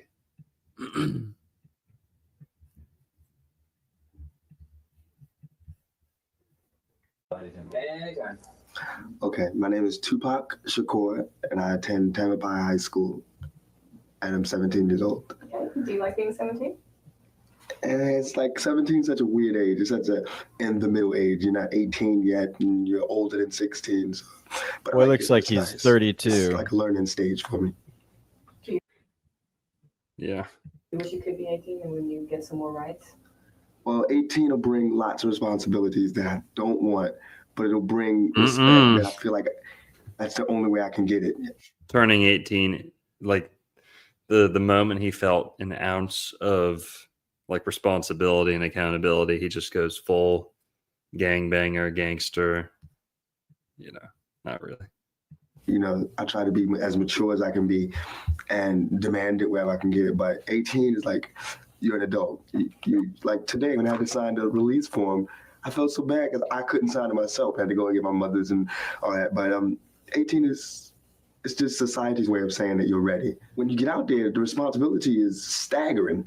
And I'm ready. I'm going ready to be for Satan. A little more ready than someone who's grown up in Disney World, you know, with Santa Claus is coming. You know, my mother had a really bad childhood, and my father had a bad childhood, and I had a bad childhood, but I love my childhood. Even though it was bad, I love it. I feel like it's taught me so much, and I feel like nothing can phase me. Why is he so nothing in this world, pseudo-positive nothing right can now? surprise He's like me. too like might bubbly about it. Hot take. I don't think he's like abnormally flaming. I think that he's a 17-year-old guy.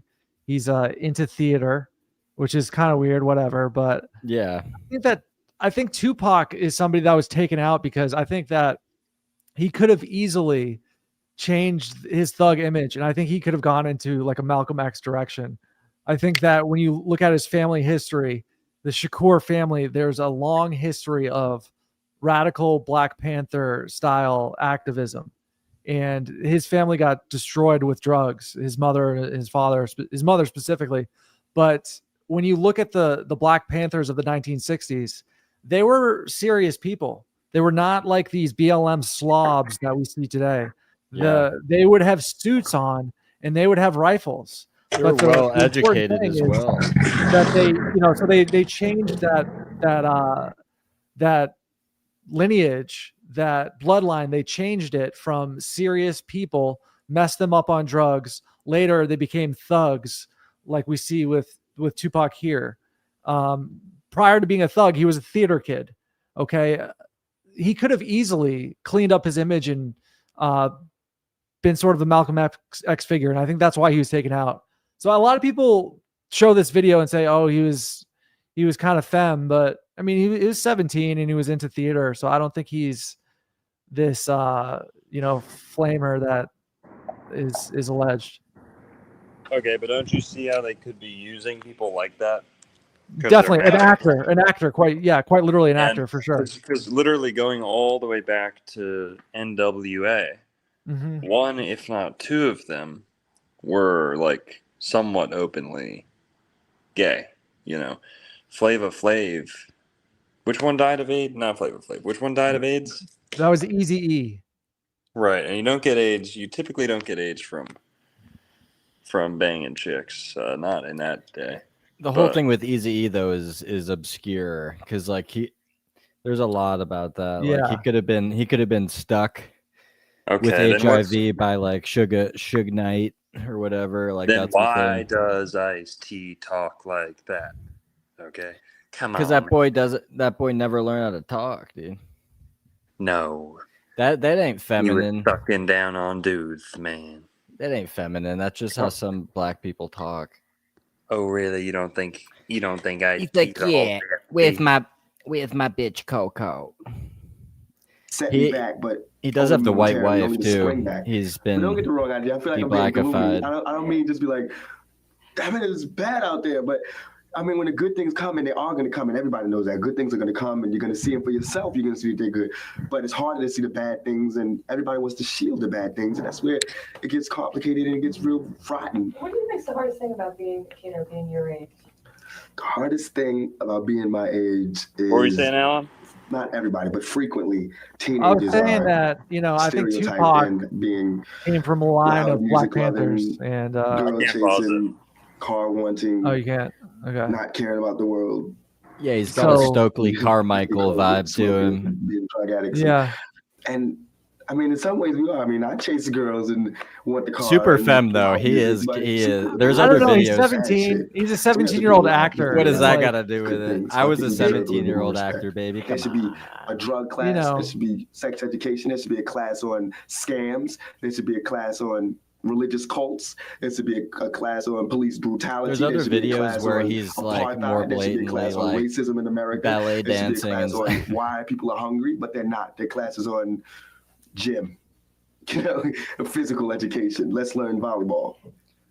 We're not being taught to deal with the world as it is. We're being taught to deal with this fairyland, which we're not even living in anymore. And it's sad, because I'm telling you, and it should not be me telling you. It should be common knowledge.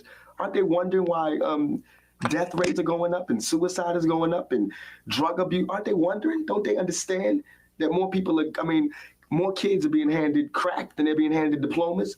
I mean, it shouldn't, okay, in school we're learning to analyze, and then, well, we need to learn from our mistakes. Yeah, it's true. He's right. Which we're doing now. This is East, this is West Side. Now, what if he had a total reverse Wachowski brother thing? Because his last studio album, to give him credit, was called The Dawn Killuminati, The 7-Day Theory. Machiavelli. So, did they put him through all this stuff? Did they turn him gay and then turn him not gay and then turn him back gay and then make him, all this stuff? And he was in jail for a little, but at the end of it, he might have been kind of waking up and said, hey, I'm going to expose the whole thing. And doesn't really get more overt than calling your album Killuminati. Mm-hmm. But 2 months after his death, released after his death. So he died during the production and release of this album.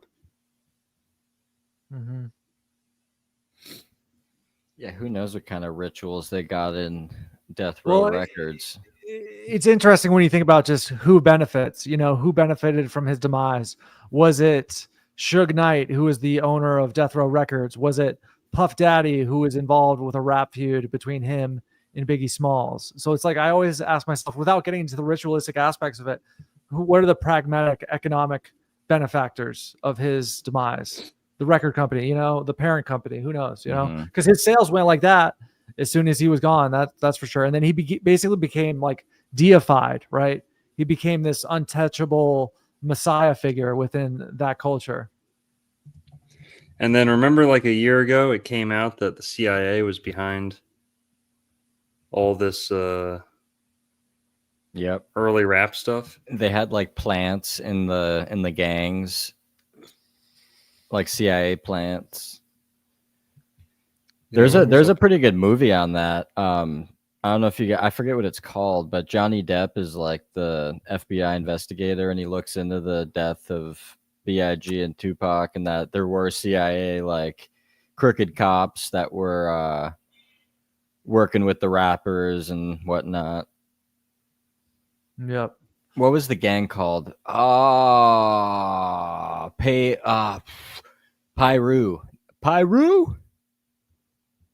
That was like the name of the Pyru Boys, Piru. That was like the LA gang. The Bloods and the Crips and the KKK. Is there anything else you want to cover tonight, Longo, or? No. Yeah. No, that's it. I'm pretty much, I'm wrapped out, for the most part. Weak. Yeah. So. I guess we could have, we're going to wrap it up here, but one thing we could have talked a lot about was kind of how a lot of these rappers make sacrifices or are involved in sacrifice rituals, whether that's like their mom teaching them a little voodoo ritual with a chicken to kind of get that first SoundCloud hit, or do a whether mock it's chicken sacrifice, get their beaks wet. Whether it's Rick Rubin holding their wiener while they go to the bathroom, get them whatever, desensitized. But the sacrifice, you've heard Kanye talk about his mom dying. That there's almost like a payment that's due upon entry into this industry, and whether you want to give it up or not. I think a lot of these people give up family members or friends willingly, but others don't, accept it willingly and are just kind of coerced into it. But that's another thing. And Kodak Black being another famous Florida rapper. You've got, what's this guy's name? XXXtentacion. XXXtentacion. Both of them are heavily influenced by like the occult and metaphysics and like New Age. More than XXX, I feel like was more intellectual. Kodak is just an idiot. Like no matter what anyone says, like you could have some like occult knowledge or whatever, but XXX actually spoke on the frequency manipulation and stuff, and like how that, like modulating the frequency. He was like, I can make you feel any emotion. He's like, I just need to modulate the frequency.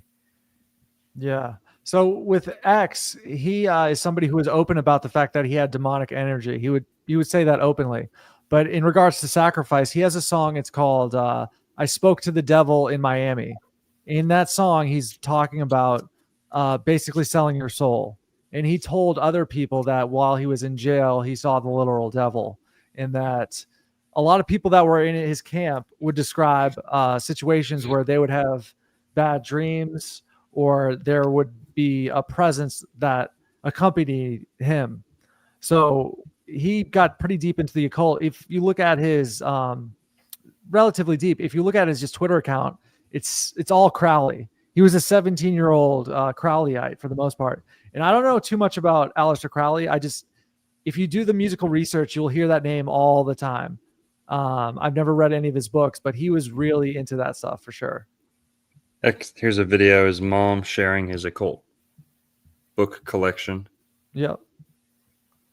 Yeah, he was on some other shit. I don't know if he was mentored by somebody early on, but like it's kind of rare that he, like you said, was like a 17-year-old Thelemite. You know, it's like you can stumble into it, but it's also like the degree he was on it and kind of like how he grasped it so early on. It seems like he had some kind of assistant. Maybe it was some demonic assistance. Who knows? I think he had a really rough early childhood. His dad lives in Jamaica.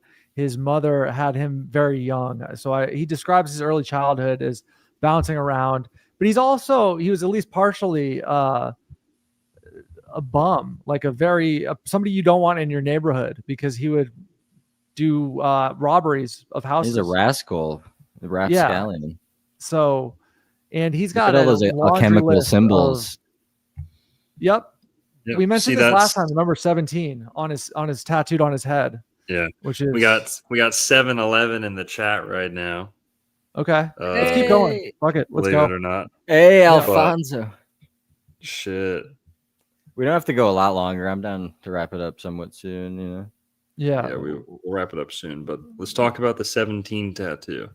Mm-hmm. Because that's what I've discovered is this is a seal of Saturn, a symbol of Saturn. Okay. This is a Saturnian symbol. And it's interesting. I just want to add in real quick. Yeah. Before we get into this, YNW Melly, Lil Wayne, Lil Pump, and XXXtentacion, they all have a 17 tattooed on their face. All of them. Yeah. So that's why this number and this face tattoo is so important to break down, because I don't know the degree symbolism of it. It also could be like the degree of whatever lodge they're in, whatever boule lodge. Or maybe they just like the number. Maybe they're just dumb and they like the number. Yeah, they're just all attracted to 17. Yeah. Yep, Lil Pump. But that's honestly not a coincidence. If Lil Pump and XXXtentacion have that same 17 tattoo, it's a little bit.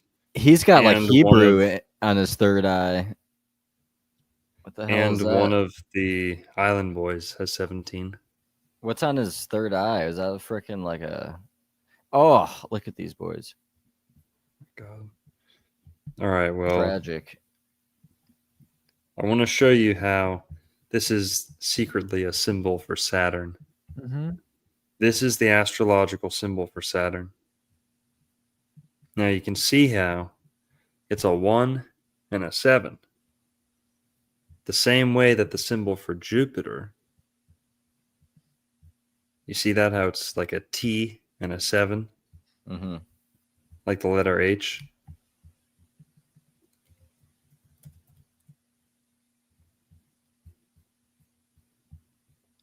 Right, you see how there's a 7 and a 1 that make an H? It's the same thing for the Jupiter symbol. You see a 2 and a 1, right? You see that? Jupiter's 2 and a 1, 21. You guys can see that, right? There's a 2 and a 1, kind of like... Yeah, I can see it. Intersecting. Yep. That's 777. The jackpot. Okay?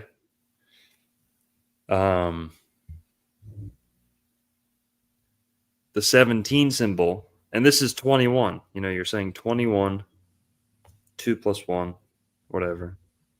But the 17 is Saturn. Right? Just kind of, you got to stretch it a little bit, but Jupiter's... Yeah. So they have this symbol of Saturn on their face. What are the implications? That they are slaves of time and money? You know? Yeah, of the bestial realm, the physical, masters of the physical. Mm-hmm. Oh, like, it's just allegiance to Satan. Okay. Allegiance to Satan. You know, and I haven't really connected the math to this, but 666 would add up to 18. So, you know, that's one off. I don't know if there's a connection there, but 17, at least visually, is like a reorientation of the symbol for Saturn.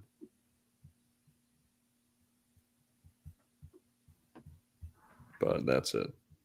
Nice. Well, all right. We're pretty much at 2 hours here.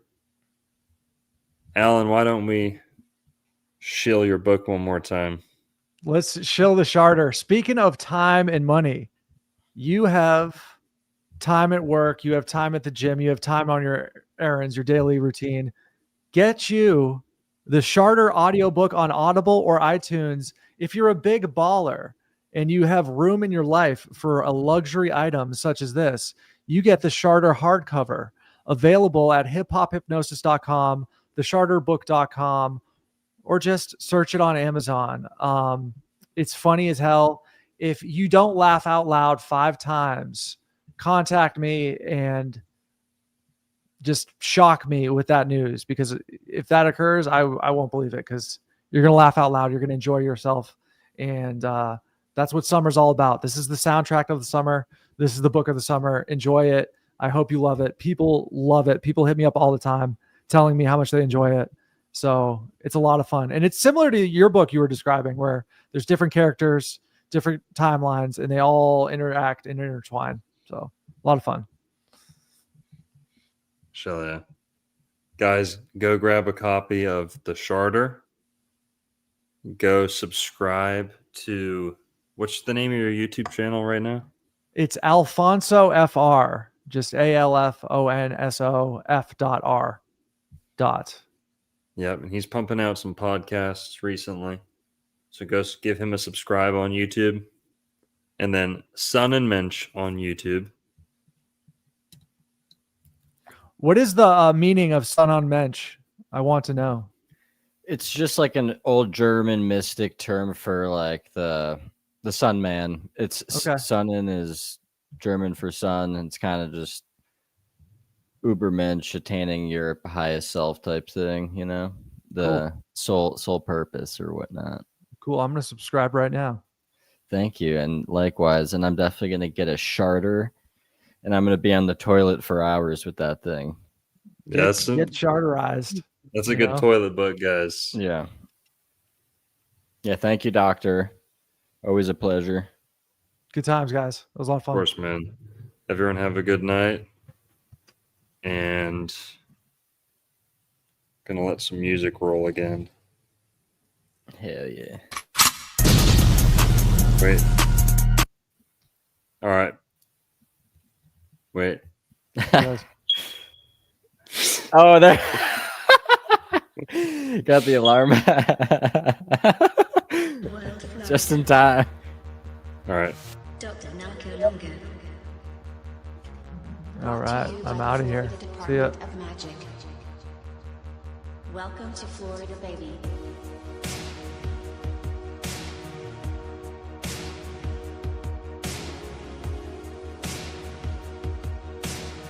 Florida is the original garden of Eden.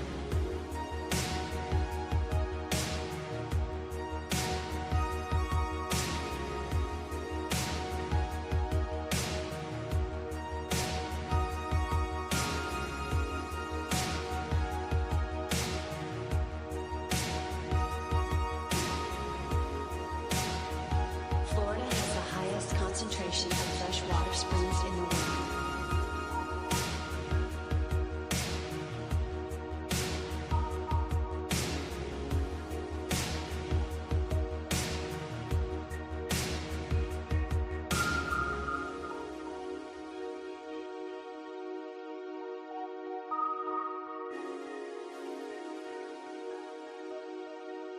Florida oranges are the golden apples of mythology.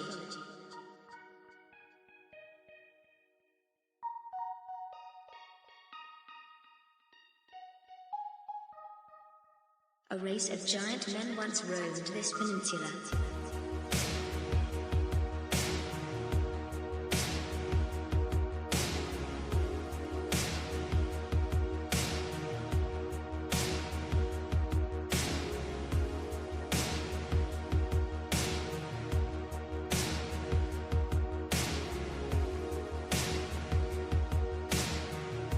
The Smithsonian can suck my balls.